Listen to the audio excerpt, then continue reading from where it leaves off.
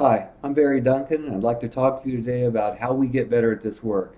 How do you become a better therapist or counselor? You probably know when you scroll down Facebook, it's always the latest and greatest, the latest and greatest trauma technique, the latest and greatest breakthrough in brain neurochemistry.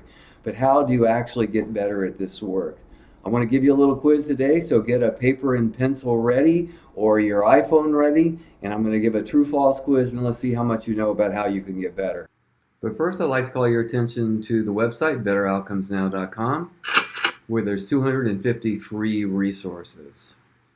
So, how do we get better? Pop quiz. First, finding the right approach or selecting evidence-based treatments improves outcomes. What do you think? True or false? Don't be afraid. True or false? No, because study after study and studies of studies show that all treatments are the right treatment for some clients. And of course, that is the famous Dodo verdict, the most replicated finding in all of psychotherapy, that no one approach has ever shown reliable superiority over any other. All approaches are the right approach for a given individual, but not across individuals, or we'd all be doing it with everybody that we see. And now for something completely different. So what about this? Personal therapy and increasing our self-awareness makes us a better person and improves our outcomes. What do you think about that one? True or false? I see some of you out there who aren't voting. Walk, walk, walk, walk. Come on now, give it a try. True or false? Missed it by that much. That's right, false. While helpers, of course, find personal therapy invaluable, it neither helps nor hinders outcomes. Believe me, researchers have really wanted to show a relationship between insightfulness or self-awareness and outcomes, but you can be blandly insightless and still be a good therapist, and perhaps I'm proof positive of that. There I was in graduate school with forced psychotherapy in my graduate program. What about this one? The accrued wisdom of clinical experience, years of seasoning improves outcomes. Gosh, of course, that makes a lot of sense. So true or false, do you think? The cold hard reality is that experience seems to make very little difference, and very experienced therapists are no more effective on aggregate than beginning therapists. There have been some great studies that have demonstrated that first year practicum master students got equal outcomes to doctoral level trainees and then people who had been practicing for a few years. So experience doesn't seem to matter, because why is that? Because we could have 17 years of experience, but we could have the same year of experience 17 times. It's getting better all the time. Or not. And finally, what about this one? Question 4.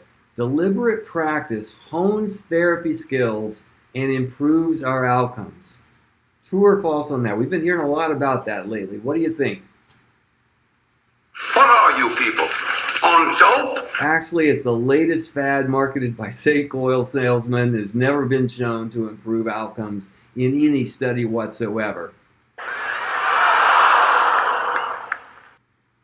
First of all, the research about deliberate practice is all based on sports and musical performance. It's not based in psychotherapy. So therefore, it's inherently reductionistic, at best applicable to beginning counseling skills, those kind of rote Rogerian skills that we first learn when we take our beginning counseling classes. It downplays the inherent complexity of psychotherapy, because psychotherapy is idiosyncratic to the individuals involved and relationally unique to them.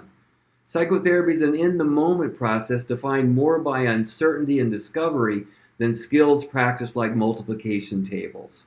Psychotherapy is dynamic and interactive, as well as relationally and culturally idiosyncratic. It's a far different endeavor than shooting a basketball or playing the piano, which can be learned rotely by a repetition. So how do we get better? We got to start with measuring outcomes. Now, the Partners for Change outcome management system is a way to do that, because it has these 2 very brief 4-item scales, but you don't have to use PCOMs. There's plenty of measurement systems out there. They just happen to not be as evidence-based as PCOMs, but nevertheless, you need to have some way of knowing how effective you really are with your clients, rather than your own kind of evaluation of that. The best evaluation is from the consumer's point of view about that. So it gives us this unambiguous data about our effectiveness, so we know beyond wishful or delusional thinking. And I say delusional thinking because there's been some pretty funny studies about that. One of them being that 90% of us believe that we're better than 75% of our colleagues. And if you know anything about the bell curve, that's not really the way things are. And it gives us unambiguous data about who's benefiting and who's not. And of course, there's a big bump in effectiveness that comes from that knowledge, because then when we know who the clients are that aren't benefiting, we can do something different with them. And then finally, the purpose of it for our discussion now, this unambiguous data, it helps accelerate our development by a focus on those clients who aren't benefiting. It hones us in on that part of our caseload that's not benefiting, encouraging us to do something with them. And why do we want to focus on our clients specifically? Because they are our best teachers. Beyond cliche, research about therapist development demonstrates that we wholeheartedly believe that clients are the best teachers of psychotherapy, our primary way to improve our outcomes. They already teach us all kinds of different things, almost through osmosis. We sit with people that are coping with the impossible and the unthinkable, and we're with them through their journey. We're changed by those processes. They teach us about the human condition and diversity, teach us all kinds of wonderful things about the human condition. But tracking outcomes take this to a practical way to improve our outcome. That is, they'll teach us what works and what doesn't work about our services. And those clients who aren't responding to our therapeutic business as usual help us step outside of our comfort zone, step outside what we usually do to learn new perspectives, try different interventions, and other things for the first time. I think you're doing your very best work and your very best growth as a therapist when you do things you've never done before. Clients make us get better in that process. So how do we get better? Well, part of it is this continual professional reflection. We got to harvest clients' teaching, tease out what's working and what's not, anything that was new or different that we did, and then figure out our own view of those things as well, to reflect about our identity, to evolve a description of the work that takes these new harvested learnings and continue to construct a story about what a therapist means to us.